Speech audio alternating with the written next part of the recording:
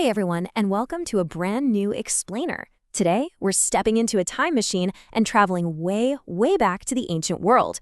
And look, you can just forget everything you think you know about quiet, boring history lessons, because today's story is absolutely bursting with epic battles, towering giants, treacherous traps, and a daring midnight rescue mission.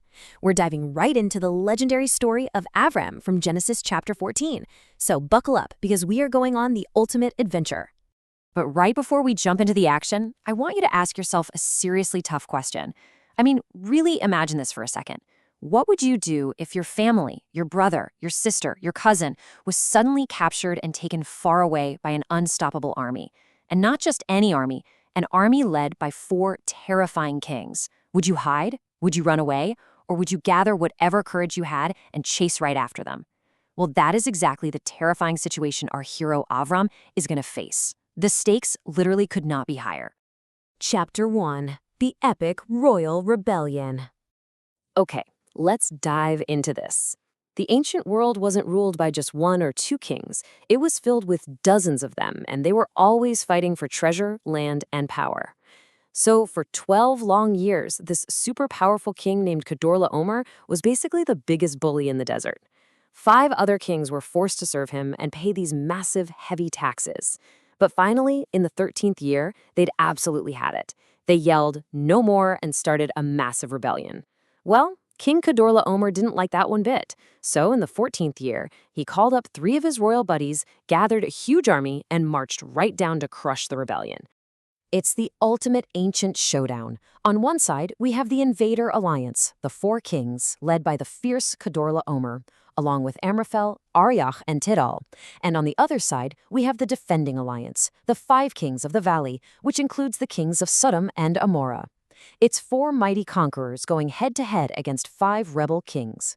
It's honestly like a superhero comic book battle, right here in the ancient world. Moving on to Chapter 2, Battle in the Clay Pits.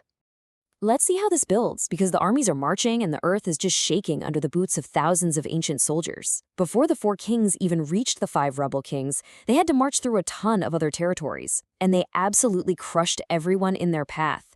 They defeated the Refa'im, the Zuzim, the Eimim, and these were legendary towering warriors. They smashed the Hori in the mountains and totally wiped out the Amaleki and the Amori. By the time they reached the main battlefield, they were practically dripping with victory. They looked completely unstoppable. So the 2 massive armies finally clash in a place called the Siddim Valley, and this brilliantly illustrates why terrain matters. You see, the valley wasn't just some flat field. It was absolutely covered in deep, sticky, dangerous clay pits. It was like fighting in a giant field of thick mud and tar. When the 5 rebel kings realized they were losing, they turned to run. But in their sheer panic, the kings of Sodom and Amora slipped and tumbled right into those sticky clay pits. The rest of their army just scattered into the hills. The 5 kings were totally, completely defeated. But here is where the story gets incredibly personal.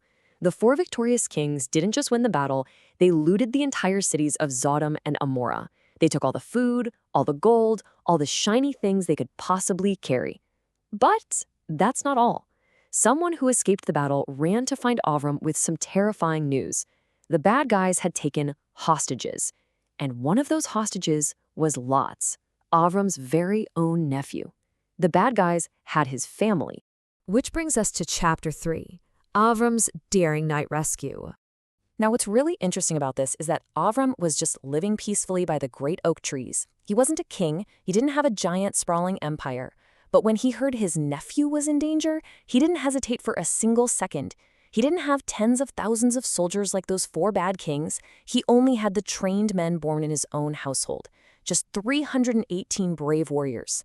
He's going up against 4 armies that just finished crushing giants, and he's doing it with just 318 guys. Abram is the ultimate underdog here, but he has bravery, he's got a plan, and most importantly, he has faith. Abram knows for sure he can't win a regular fight in the middle of the day, so he uses his brain. Step 1, he waits for the deep dark of night, and he divides his 318 men into smaller, stealthy groups. Step 2, he launches a massive surprise attack under the stars. The bad kings are totally caught off guard. They panic, and Abram's men chase them all the way north, past Damasek, to a place called Hova. And step 3, the absolute best part. Victory! Abram actually defeats the mighty kings, recovers every single piece of stolen treasure, and most importantly, he rescues his nephew Lot, the women, and all the other captives. Seriously, what an incredible hero. And finally, Chapter 4, A Blessing and a Choice. Okay, the battle is over, the smoke has finally cleared. Abram is marching home, a victorious hero, bringing back all the people and all the treasure. But you know what? His test isn't quite over yet. As he enters the king's valley, two very different leaders come out to meet him. First, we have Melchizedek, the king of Shalem. He comes out with warm bread, refreshing wine, and beautiful words of blessing for Abram. But on the flip side, we have the king of Siddim. Yep, the guy who fell in the clay pit earlier. He comes out and coldly says, "Give me the people, but you can keep all the treasure for yourself." It's a massive choice. Abram is being offered all the riches of an entire kingdom by a ruler who isn't exactly known for being a good guy. Melchizedek was a priest of God Most High, and he says, "Blessed be Avram by El Elyon, maker of heaven and earth, and blessed be El Elyon, who handed your enemies over to you." See, Melchizedek is reminding Avram that it wasn't just his sword or his really smart tactics that won the battle. It was God who protected him. And Avram is so unbelievably grateful that he generously gives Melchizedek a tenth of absolutely everything he recovered. So the crucial point is, how does Avram actually answer the king of Sodom's offer to keep all that shiny treasure? He looks the king of Sodom right in the eye and makes this epic, powerful refusal. He says, "I have raised my hand in an oath to Adonai that I will not take so much as a thread or a sandal thong of anything that is yours." Avram refuses to take even a shoelace from this king. Why? Because he says, so that you won't be able to say, "I made Avram rich." Avram knows that his strength and his blessings come from his faith, not from the dirty treasure of a bad king. You know, this isn't just an awesome story about ancient sword fights and midnight rescues. The moral of Genesis 14 centers on acting with courage, integrity, and faith. Avram showed immense courage by fighting a massive army just to save his family. He showed unshakable faith by trusting that God would protect his tiny little band of 318 men. And he showed brilliant integrity by refusing to take treasure from someone who didn't share his values. He literally did the right thing from beginning to end. And that leaves us with one final question for you to think about. Look at your own life. You might not have to fight 4 ancient kings in a valley of sticky clay, at least I hope not, but you will face tough choices. When faced with a tough choice, will you choose the easy reward, or will you act with true courage and integrity like Avram?